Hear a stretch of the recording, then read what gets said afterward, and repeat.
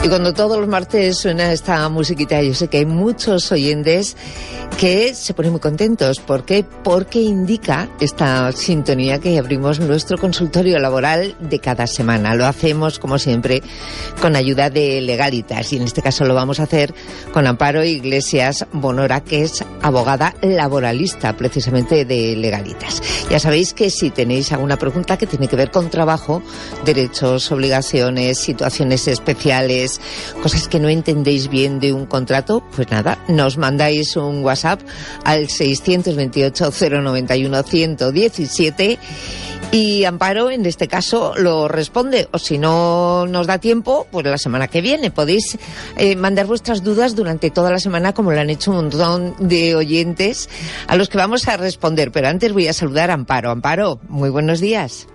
Buenos días, Eli. ¿Qué tal la semana? ¿Con mucho trabajo? Muy bien, con mucho trabajo como siempre. Hay que ayudar a la gente, que estamos en una situación muy complicada.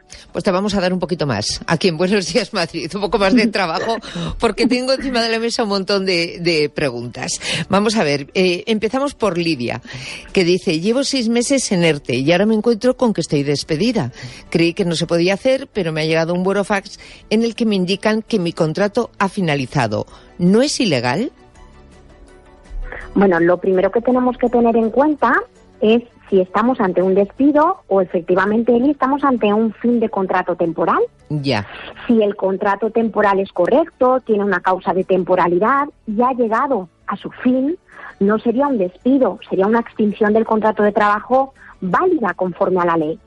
Sí que hay que tener en cuenta también que durante los ERTE de suspensión de la relación laboral, también el plazo, el periodo de tiempo de esos contratos temporales ha quedado suspendido. Entonces habría que analizar más en profundidad si estamos ante un despido de los prohibidos o si efectivamente estamos ante una extinción adecuada. ¿Qué es lo que tiene que hacer nuestra oyente? Pues tiene que tener en cuenta que para resolver esta cuestión tendría que impugnar ese despido en el plazo de los 20 días hábiles siguientes a su notificación, para que, si no hay acuerdo en conciliación, fuera un juez el que evaluara si la extinción se ajusta a la ley o no.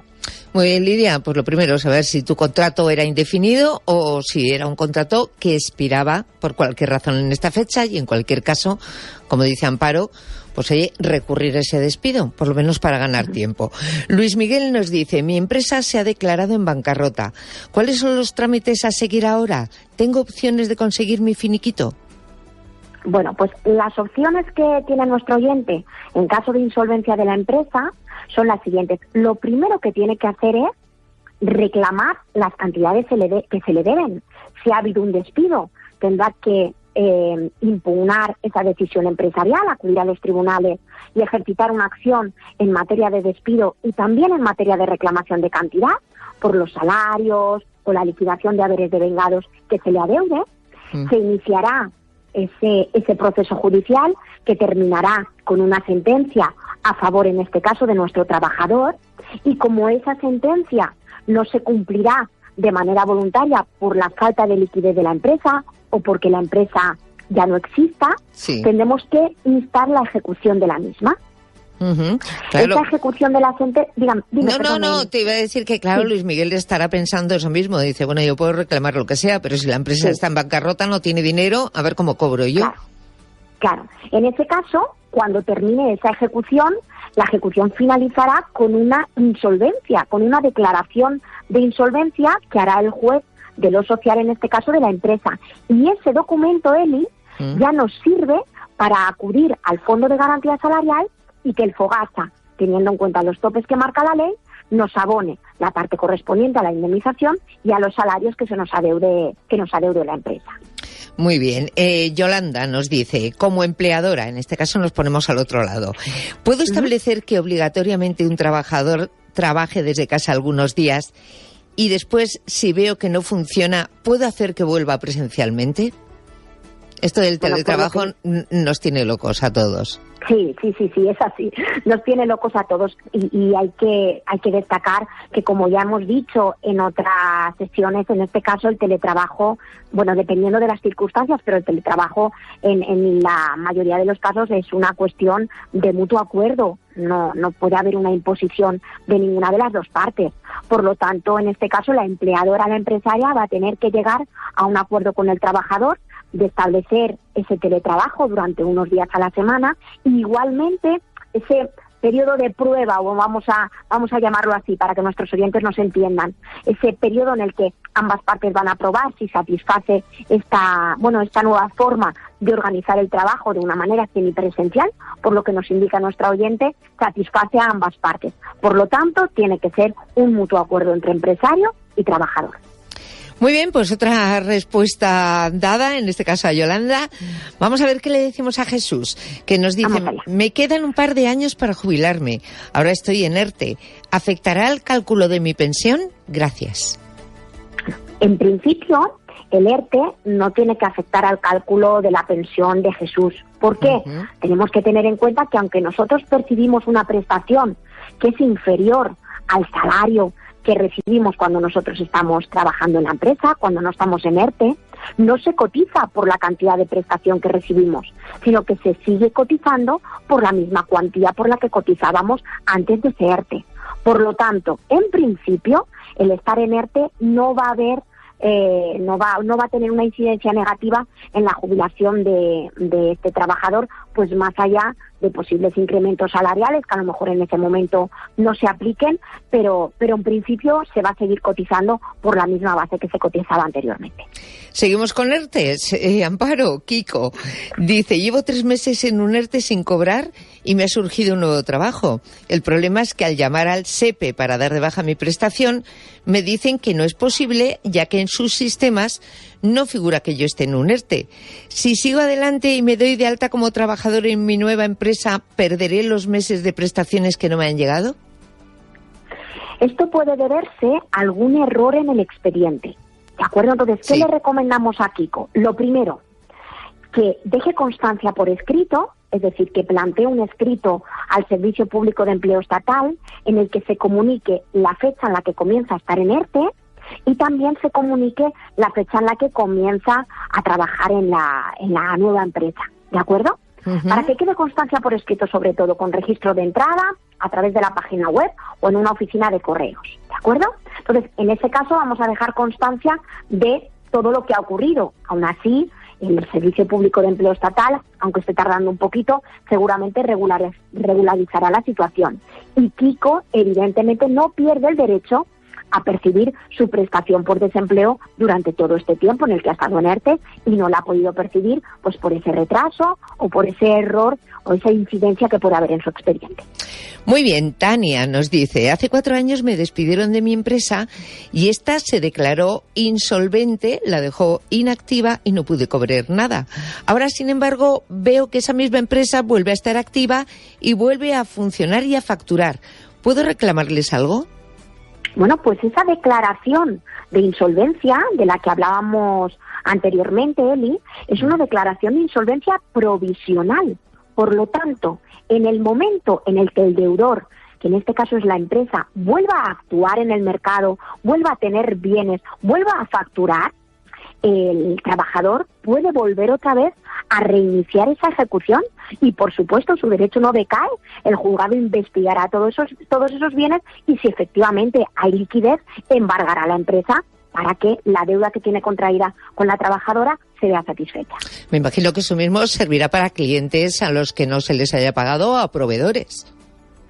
¿No? Sí, por supuesto, la insolvencia siempre es provisional. Si no, sería tan sencillo como dejar pasar el plazo de tiempo que marcará la ley para evadir deuda. No, en el momento en el que ese deudor vuelve a tener otra vez ingresos, vuelve a tener otra vez liquidez, evidentemente sigue teniendo esa deuda y la trabajadora en este caso, o quien ostente ese derecho al pago, puede volver a reanudar otra vez la ejecución y a reclamar las cantidades que se deben, siempre y cuando, Eli, hay que tener muy en cuenta, no se nos haya prescrito la acción ejercitada, es decir, nosotros ejercitamos nuestra acción en plazo, lo tenemos todo, tenemos una declaración de insolvencia y un reconocimiento de lo que se nos adeuda, y entonces volvemos otra vez a reanudar la ejecución.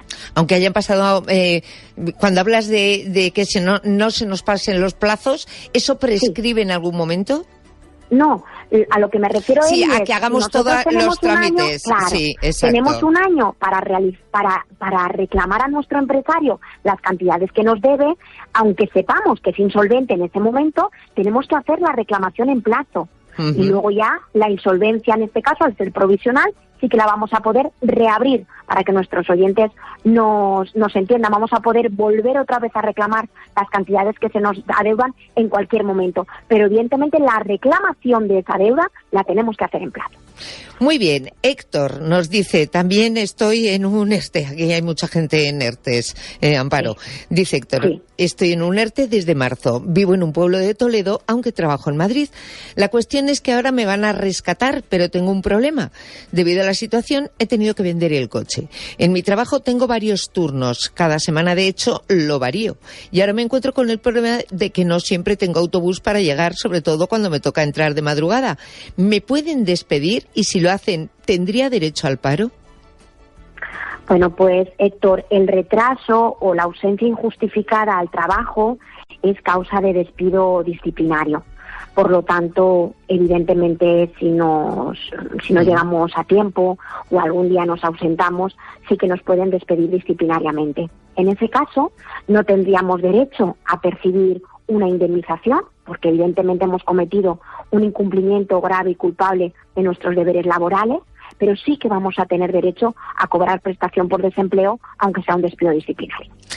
Gerardo me dice, me han despedido durante el mes de prueba porque mi médico me dio de baja por coronavirus a los 10 días de haber empezado.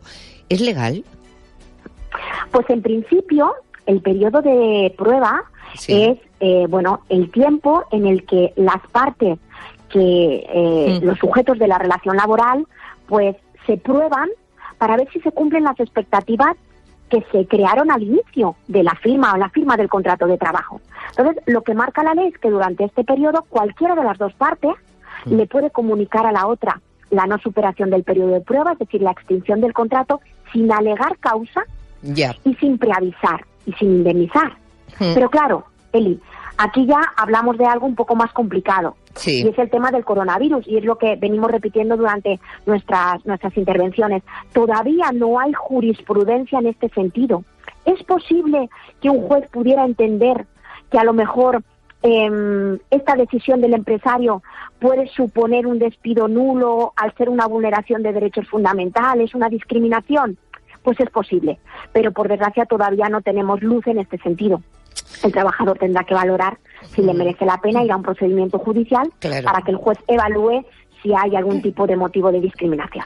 Bueno, y vamos ya con la última. Dice José Ignacio, tengo 64 años. Me he quedado sin trabajo y entiendo que ya no voy a encontrar otro. He pedido la jubilación, pero me encuentro con que me reducen bastante la pensión por jubilación anticipada, aunque llevo cotizando 41 años. Cuando he reclamado, me dicen en la Seguridad Social que en vez de jubilarme, me dé de alta en autónomos hasta que cumpla los 65 para poder cobrar la pensión completa. Me parece un despropósito.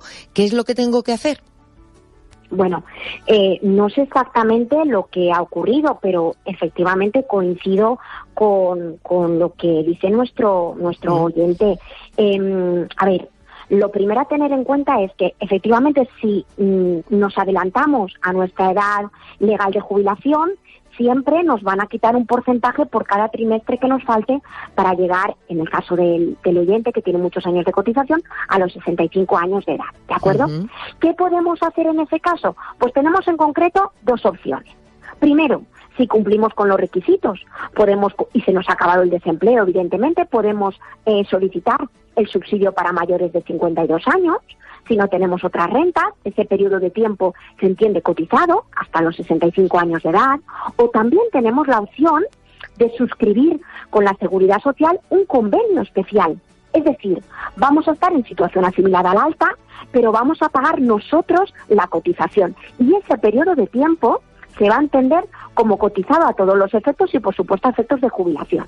Lo que yo no recomiendo a nuestro oyente es que se dé de alta de autónomos si no hay una verdadera actividad, porque estaría simulando un alta en un régimen que es para los trabajadores por cuenta propia, que es para los autónomos, y tiene que existir el desempeño de esa actividad. Nos jugamos que un inspector de trabajo anule ese alta por ser indebido, nos sancione en este caso y todo el periodo cotizado no nos sirva. Así que esa opción la descartaría y le indicaría al oyente que es mejor que acuda a las otras dos si se cumplen con los requisitos, por supuesto. Fíjate, de todas maneras, Amparo, el caso de José Ignacio lo tratamos hace muy poquito en este programa, porque es verdad que hay un colectivo de personas que está demandando que cuando uno lleva más de 39 años cotizando, aunque se jubile un poquito antes, hombre, pues que se le pague la jubilación completa.